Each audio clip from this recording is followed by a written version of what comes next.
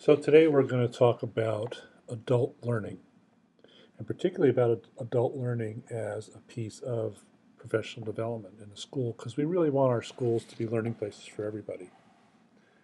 So we already know a whole bunch about how folks learn and how assessment works with that.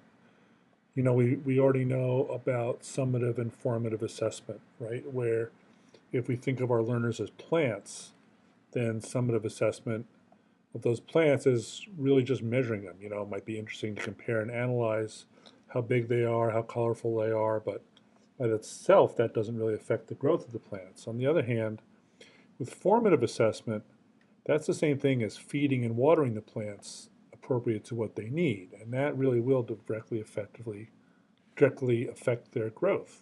Okay, we already know that about teaching in our classrooms. So today we'll talk about how that would work when we're talking about adults, right?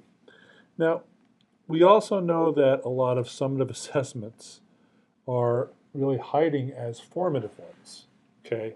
And you remember we talked about earlier the fact that you don't fatten a calf by weighing it. Well, that's true for adults as well as for kids. We have the assessments at the end of the year, the final conferences that principals have with teachers.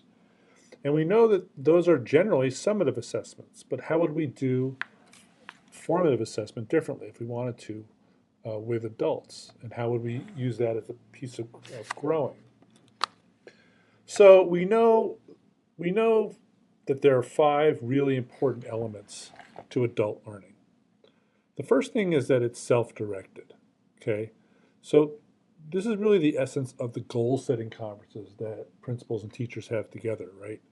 Um, Teachers will sit down and figure out what goals are important for them for the coming year.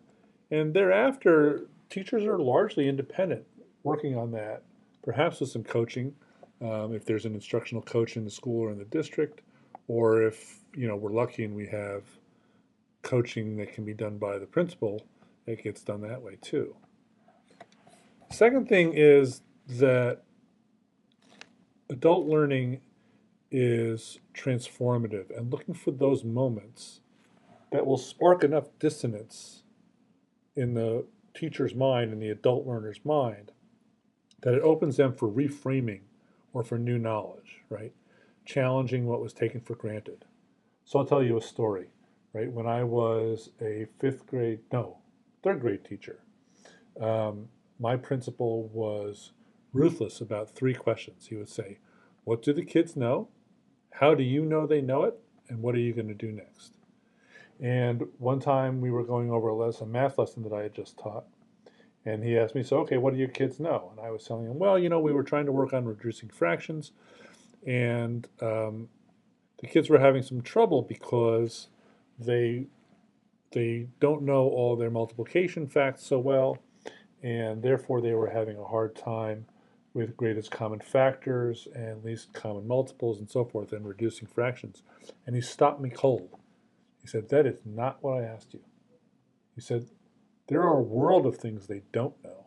What I asked you was, what do they know? What strategies were they using? How do you know they know that? And what are you going to do next? So that was really a transformative moment for me. That got me permanently shifting my understanding from a deficit model of what kids don't know into an asset-based model of let me focus on what they do know and how they're applying what they know and how they're making what they know work for them in tough situations. So we want to seek those moments in adult learners. Third thing is that adult learning is developmental. Just like kids who crawl, walk, and run, they all do that. There's a predictable path to that, but everyone has their own way of doing that. So that's also true with adult learning. And that's really the fundamental assumption of our teaching rubrics, going from ineffective to developing to effective to highly effective.